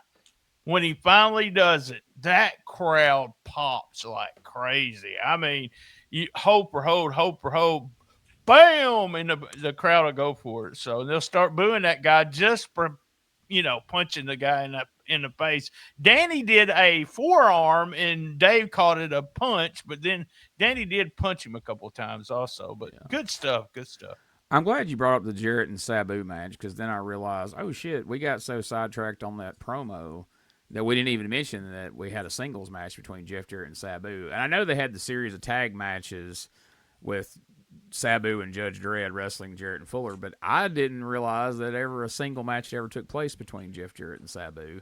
So I don't know. It was like you said, it was a good match. It was interesting, and it kind of shows for people who think Sabu's just a guy that turned flips through tables and moonsaults, and he could wrestle when he wanted to. He didn't have to most of the time. Just like you can watch matches from Japan and find out, hey, Hogan could actually wrestle if he wanted to at times, but it didn't suit his calling in the WWF, and it didn't suit Sabu to go out there. If Sabu went out there and had a wrestling match in ECW, they'd have booed him out of the building. But he did have the fundamentals, and it was a really good TV match. And I apologize for not. I didn't remember whether you mentioned it or not. I just wanted to throw that in there. I we got on such a tangent about the promo. I wished one of the things I've talked about, if I worked for Memphis Wrestling, I'd look at everybody's, what they were wearing and everything, but I would love to do a psychology class, and it would be matches like this where you see things that you would, it's kind of like, you're not going to see this on TV now. Let's do this instead. Yeah. So that's the kind of stuff I really like. Absolutely. I'm going to skip the next question because we're just going to talk 10 minutes. Oh, yeah, we're going. Yeah. Everybody knows we're going, so let's get right to it. Tell us what all went on. All right. We was at the Mid-South Coliseum, and I cannot find a attendance, which I hate because I would like to know what it was coming back. Did you find any attendance? No. I looked through all the newsletters and Googled and all kinds of things, and no, I couldn't find it anywhere. All right. So the return to the Mid-South Coliseum in Memphis on 8/5 saw Brian Christopher beat Sabu. Bill Dundee beat Danny Davis to win the title. Oh, love it. Awesome Kong beat Samson, and Dolores was at ringside. Denise. Denise. Robert Fuller beat Brawler number 2 in a loser league town. And Fuller came back and beat Brawler number 1 as well, because Jeff Jarrett missed a show because of an injury. Don't know. We put that in the parentheses. Jerry Lawler beat Leatherface in a hair versus mask match by throwing fire and pinning him, but nobody recognized Leatherface when his mask came off. It was, he says, Larry Basil, who works as Johnny Rotten. So I don't even know if it was Johnny Grunge now. I don't know. Larry Basil does not sound like Johnny. That's not Johnny Grunge's name. I'm trying to think of what it is, but it's definitely not Larry Basil. Lawler subbed For no Mike, show. Mike Durham, that's his name. Mike Durham, yeah, you're right. Lawler subbed for no-show Cousin Harold and beat Eric Embry by DQ when Tom Pritchard interfered in the finale. So does that mean Embry got? I don't know. Embry's supposed to get his hair shaved, right? He was, but I don't know since it's a yeah. DQ. He didn't since it's Lawler. Yeah, it wasn't Cousin Harold. That's Contract null and void, man.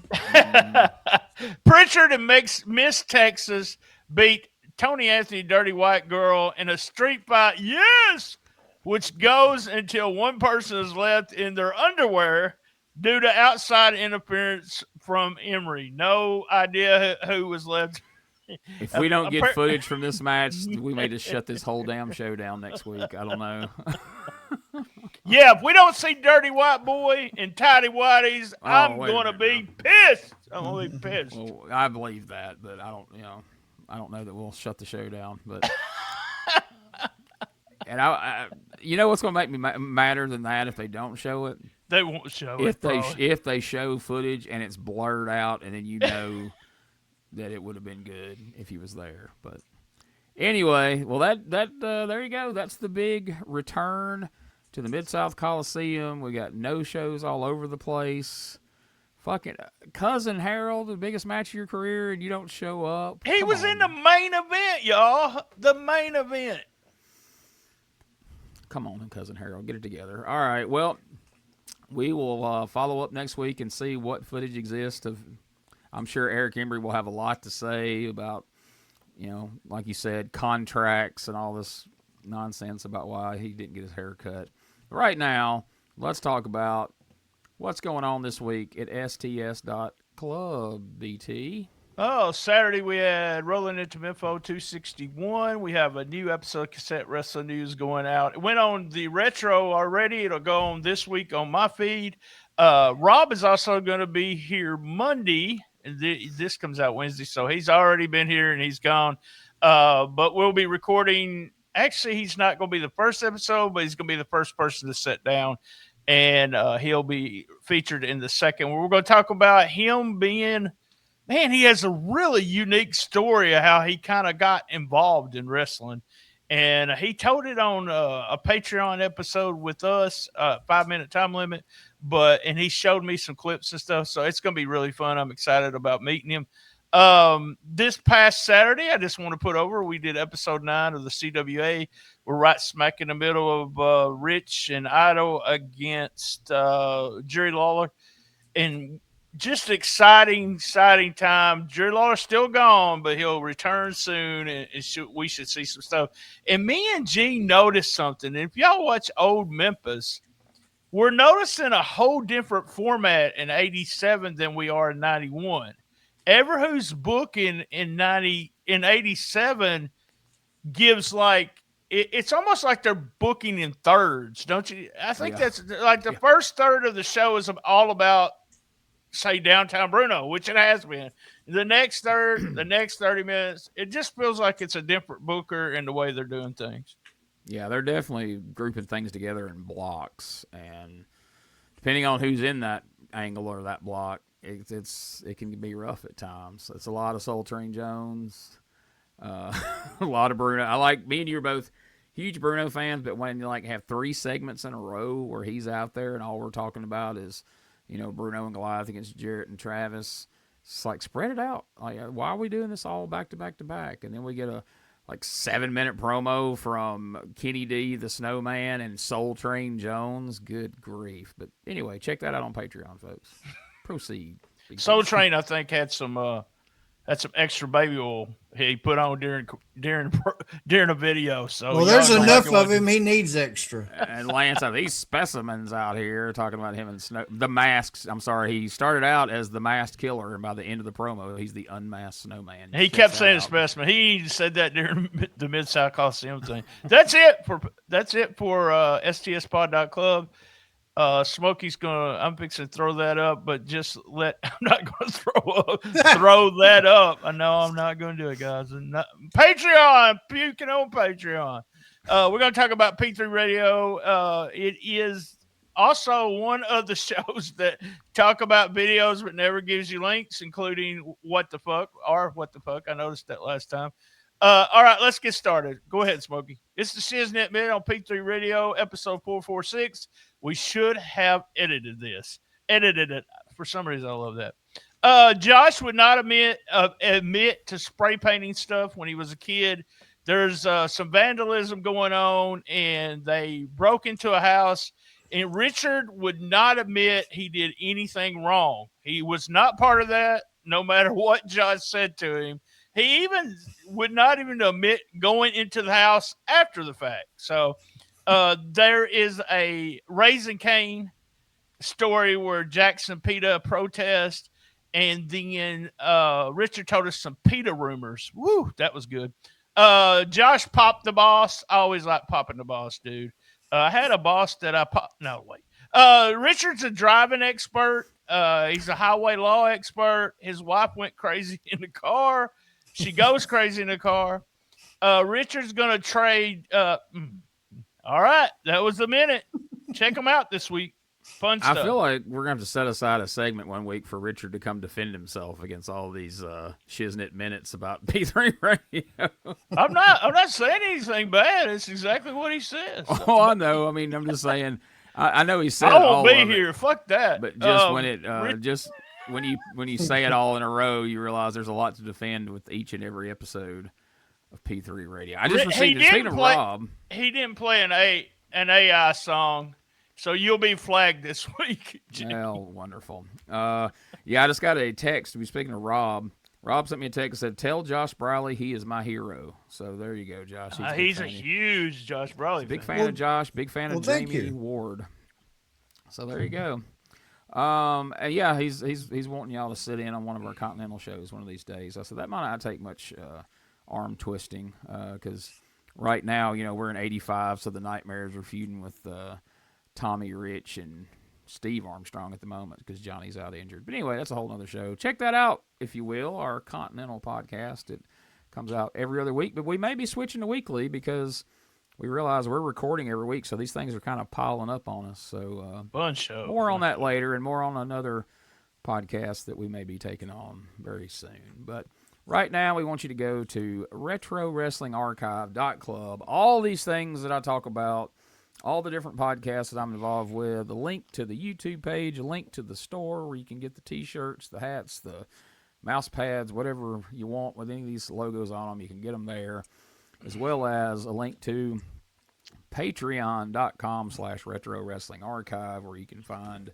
all the shows that I do sometimes up to a week early. Plus, you can find the video versions of things like our WCW podcast, our Continental podcast, where they're just audio on the mainstream. You can actually see the video and watch along with us right there on Patreon. Plus, tons of other exclusive content and other content that we share alongside patreon.com/shootingtheshiznit. Of course, that is BT's Patreon. You can catch a lot of his shows there early, and you can catch a lot of his post-show things. He always leaves the recorder on a little bit after the show. You always get a little something extra there. And as you know, with BT and most of the people who are involved in his shows, such as myself, there's a lot of things said on there that you can't say on the main feed. And if you don't believe me, join us for Hot Mics after this show. Right on. So there you go. And I also want to make a mention real quick. EPWWrestlingMS.com. If you haven't watched any EPW Wrestling yet, go check it out. Your buddy Gene is on the play-by-play commentary, and they put on a great show. I think you might like it. Guys, anything else before we go? I know Producer Smokey want to remind everybody again, make sure you check out his T-shirt designs over at the store. That son of a bitch. And censors me. Yeah, he's, I don't know, he's getting a little calculated. Check him out. I mean, he's got this, I think he had some money coming. All this time that I wasn't working, I think he was doing something on the side. Looks like it with that chain on. Yeah, you got to watch him. Chain? He looks like he's been hanging out. Has everybody seen that rap video with Doug and Tommy? I think he may be secretly hanging out with them. He may be producing them. I may get pushed out of that show before long, so keep an eye out for that. But anyway, guys, before we get out of here, is there anything else we'd like to add before we go? Love my mama. I love your mama too, BT. There it is. See you next week for another episode of the Retro Wrestling Review USWA Podcast.